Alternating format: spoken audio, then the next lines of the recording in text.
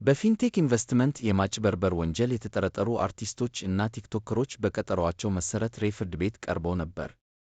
በክስ መዝገቡ አምስተኛ ተከሳሽ በሆነው በቲክቶከሩ መንሱር ጀማል ላይ አቃቤ ሕግ የዋስትና መብቱን በመቃወሙ ምክንያት ችሎቱ ውሳኔ ለመስጠት ለዛሬ ተለዋጭ ቀጠሮ ሰጥቶ የነበረ ቢሆንም የዋስትና ጥያቄው ዛሬም ተቀባይነት ሳያገኝ ቀርቷል። ችሎቱ በዛሬው ውሎው በዋስትና ጉዳያቸውን ከውጭ ሆነው እየተከታተሉ የሚገኙት አርቲስቶች እና ቲክቶከሮች የክስ መቃወሚያ እንዲያቀርቡ እና ጉዳዩን ተመልክቶ ብይን ለመስጠት ለሰኔ 11 2018 ዓ.ም ተለዋጭ ቀጠሮ ሰጥቷል።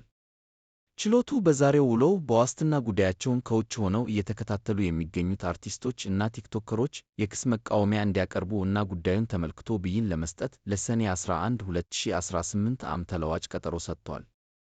አርቲስቶቹ በ400 እና 500 ሺህ ብር የገንዘብ ዋስትና ጉዳያቸውን ከውጭ ሆነው እንዲከታተሉ መወሰኑ ይታወሳል። ቲክቫህ ኢትዮጵያ፣ አዲስ አበባ